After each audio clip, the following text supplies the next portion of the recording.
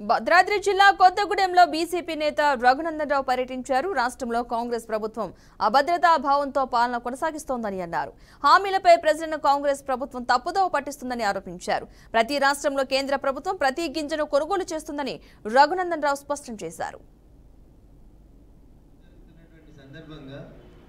తరుగు పేరిట నానిన వడ్ల పేరిటనో లేదా తడిసిన ఎనో వడ్లు దాంట్లో తీస్తున్నటువంటి తరుగు నుంచి రైతన్నలకి రక్షణ ఇచ్చేటువంటి కార్యక్రమం ఏమైనా ఉంటే అది చూడాలి. కానీ ఎంతసేపు అరిగిపోయిన రికార్డు లాగా ఎక్కడో ఒక దగ్గర మొదలు పెట్టాలి కదా.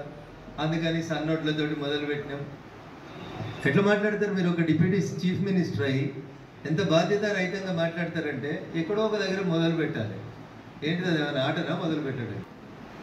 ఏమొచ్చింది జిల్లాకి? నాకు తెలిసేది ఏమొచ్చిందని నేను అనుకోను. 3 మంత్రులు ఉన్నటువంటి ఈ జిల్లాకి ఒక యూనివర్సిటీని కొత్తగా తీసుకొస్తే బాగుండేది అనేది మేము ఒకటి విజ్ఞప్తి చేస్తా ఉన్నాం. ఎందుకంటే ఈ ఎన్నికలు చదువుకున్న వాళ్ళకి ఈ రాష్ట్ర రాజకీయాల లోపల కొంత మెరుగైనటువంటి మాట్లాడేటువంటి వ్యక్తులకు అవకాశం ఇవ్వడానికి జరుగుతున్నటువంటి ఎన్నికలు.